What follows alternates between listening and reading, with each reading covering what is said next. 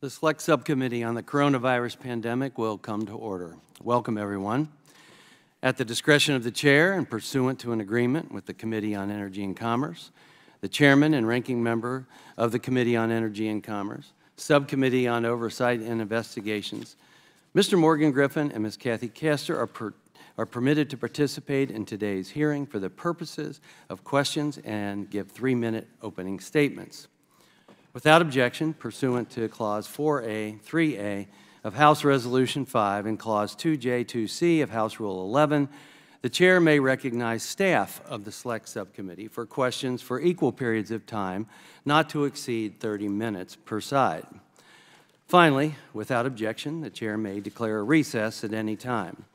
I now recognize myself for the purpose of making an opening statement. Good morning. The COVID-19 pandemic highlighted the debate regarding the risks and benefits of a type of high-risk research, specifically what is known as gain-of-function research. Prior to the pandemic, the public was largely unaware of the existence of this area of research, let alone the fact that they were funding it. I know I first heard of it during our COVID lockdown while researching how we might treat patients suffering from this unique and deadly virus. In 2014, the National Institute of Allergy and Infectious Diseases, NIAID, awarded EcoHealth Alliance, Inc., a grant entitled Understanding the Risk of Bat Coronavirus Emergence.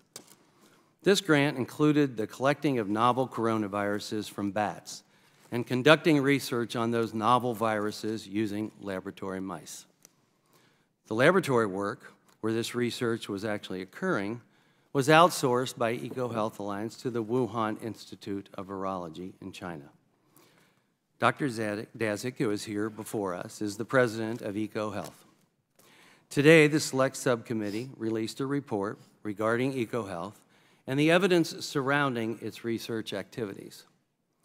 This report highlights the Select Subcommittee's concerns with EcoHealth as an organization and Dr. Daszak's interactions with federal agencies and foreign entities, such as the Wuhan Institute of Virology.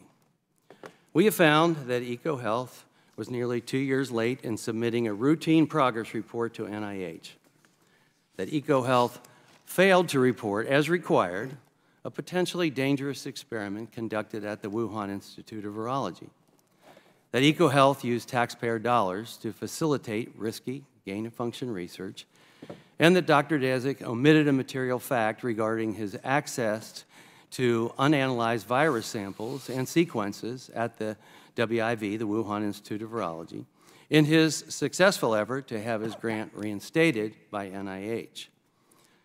These are only a few of our findings, which are detailed in our interim report issued today, and will be further explored in the Select Subcommittee's final report.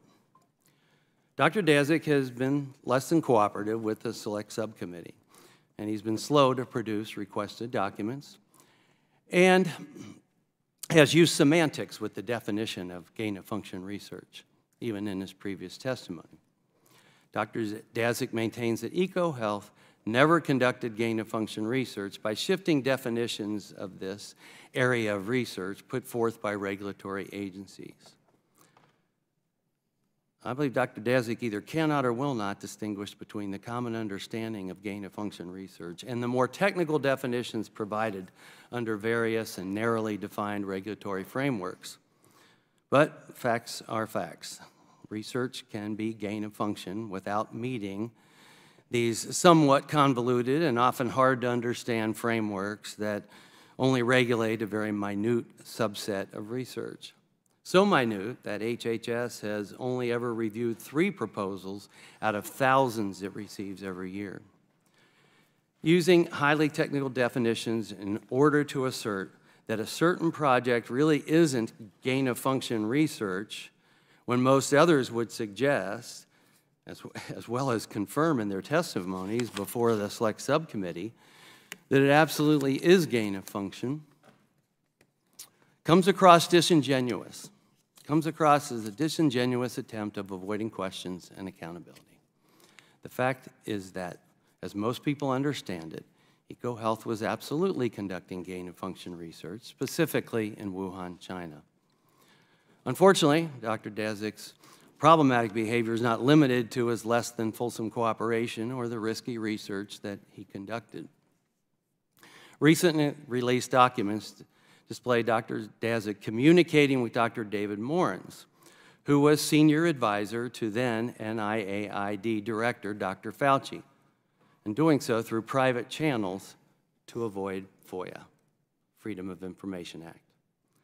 Dr. Daszak and Dr. Morens shared information, ideas, and strategies about how to best proceed to reobtain funding for this risky research after Dr. Michael Lauer had terminated Dr. Daszak's grant. Dr. Morens provided Dr. Daszak with internal NIH deliberations and discussions concerning the suspension of EcoHealth's grant, along with assurances that Dr. Fauci and NIAID would seek to mitigate the damage done to EcoHealth.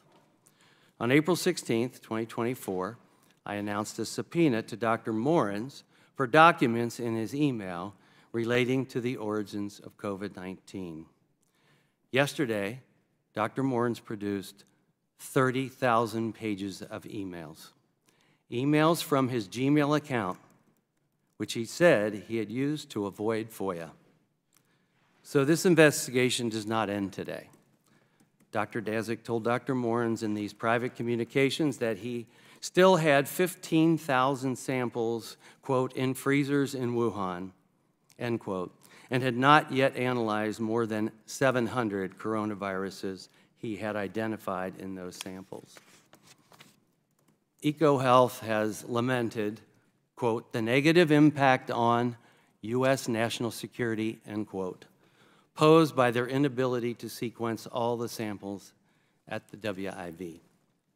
But EcoHealth's actions themselves are a threat to national security.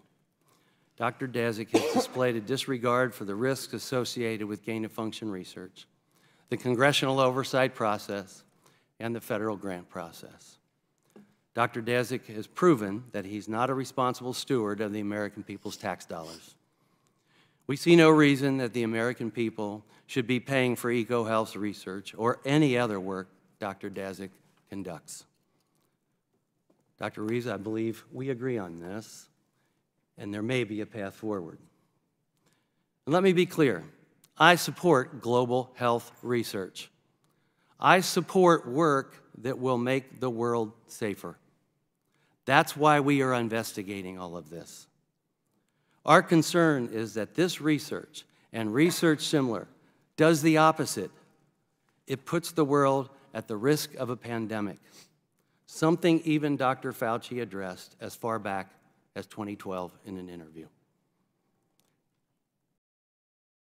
Dr. Daszak, before I close, and as someone who has been shot at and someone who has received threats, I want to tell you that we unequivocally condemn all threats to you.